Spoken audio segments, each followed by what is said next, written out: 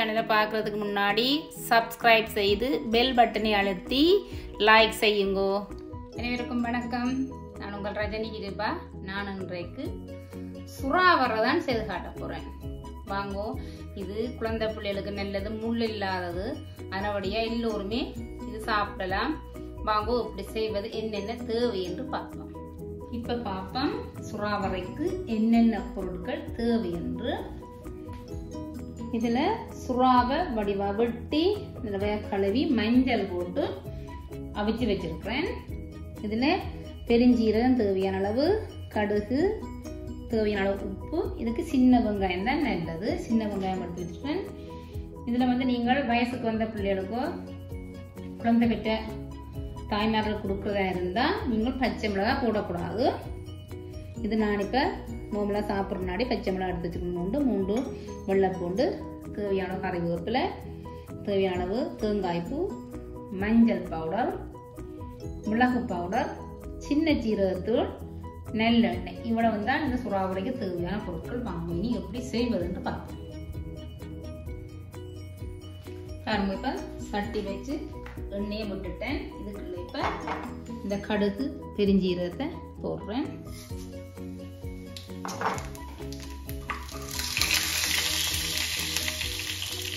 வெள்ளைப்பூண்டு, பச்சை மிளகாயை போடுறேன்.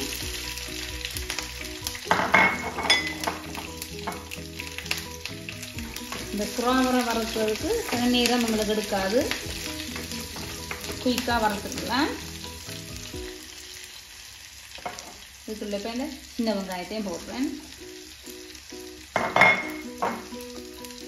கருவேப்பிலையும் போடுறேன்.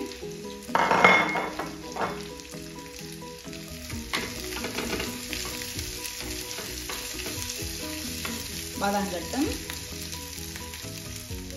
வெங்காயம் வதங்கி கொண்டு இருக்குது. இப்போ இந்த சுறாவுக்குள்ள நான் தேவையான அளவு உப்பை போடுறேன்.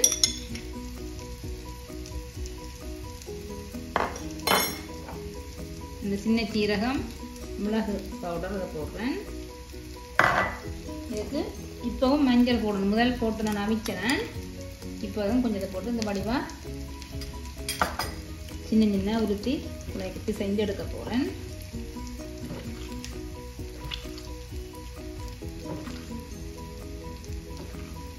இது குழந்தை பிள்ளைகளும் கூட நல்லது, முள் இல்லை. இது கொடுக்கலாம், பயம் இல்லாமல் சாப்பிடுவினம்.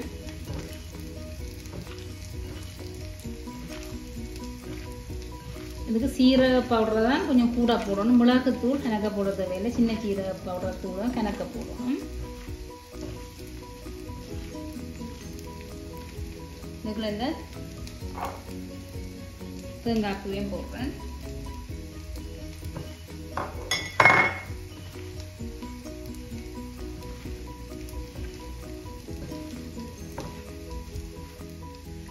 வெங்காயம் வதங்கினது காண விடவும். இதுக்குள்ள இனிப்ப இந்த சுறாவை போட போறேன்.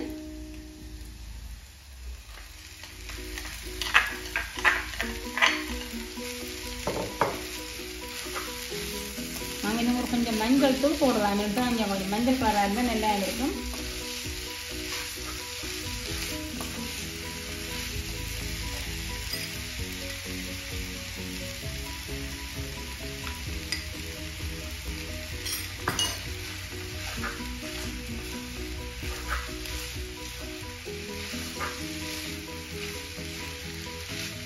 உப்பு காணும்னு பார்க்க போறேன்.